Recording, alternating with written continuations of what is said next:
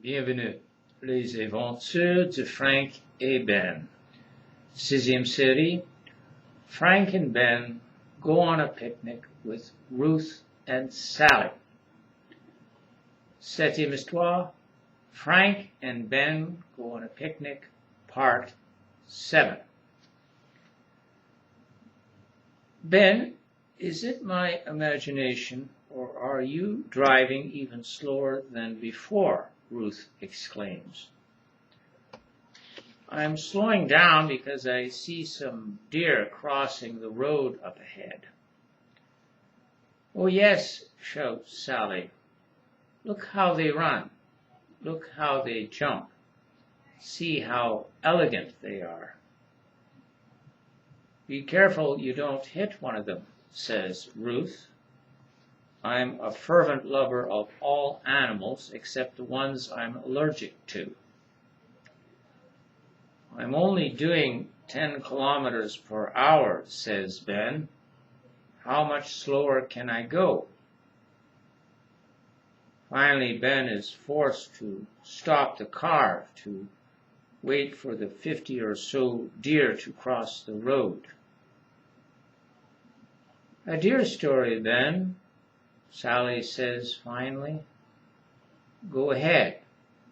It will help to pass the time.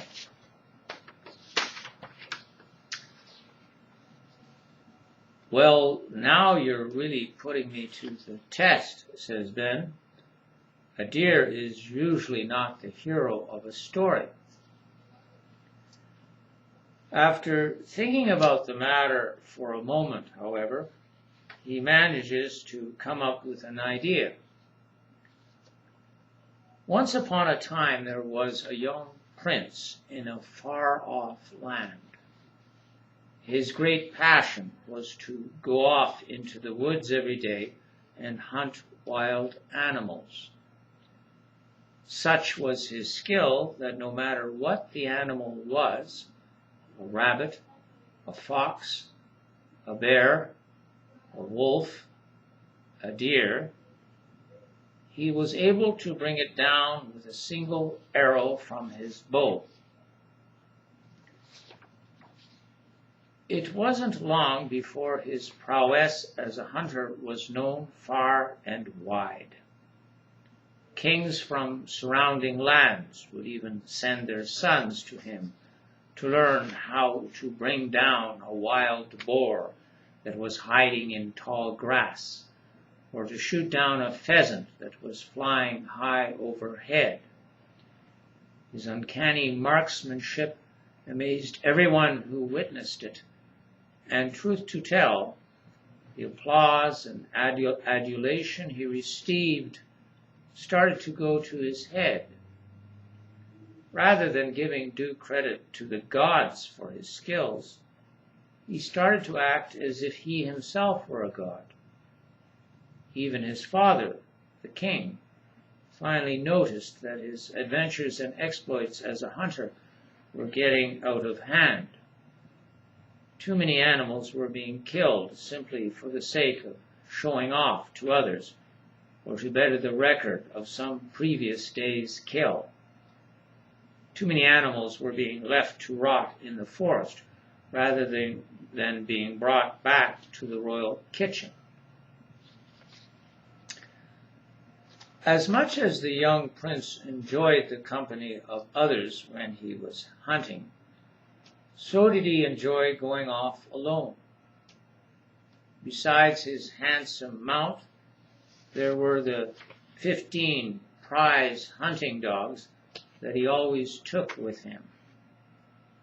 The biggest, strongest, and fastest of these dogs had recently been showing signs of a certain aggressiveness and lack of control when it came to chasing animals and keeping them at bay.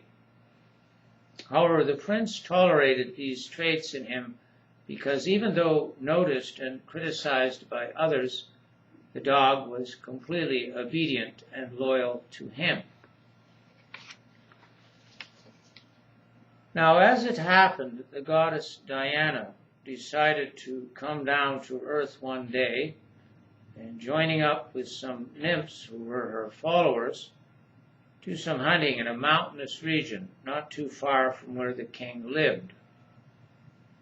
It was also on this day that, as luck would have it, the prince decided to go out alone to hunt, and moreover look for some new area to practice his sport that no longer was a part of his father's kingdom.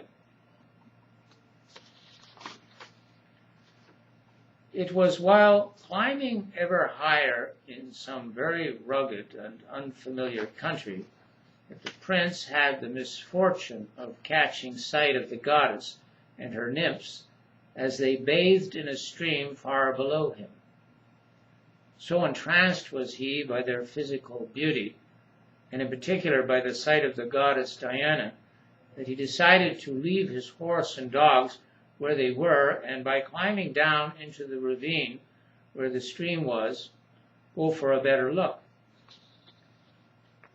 After making a careful descent, the prince finally found himself behind a large rock not too far from the stream.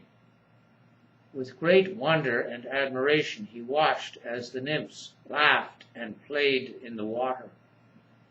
The tall and majestic Diana stood on the opposite shore, and with an amused smile oversaw all their games and activities.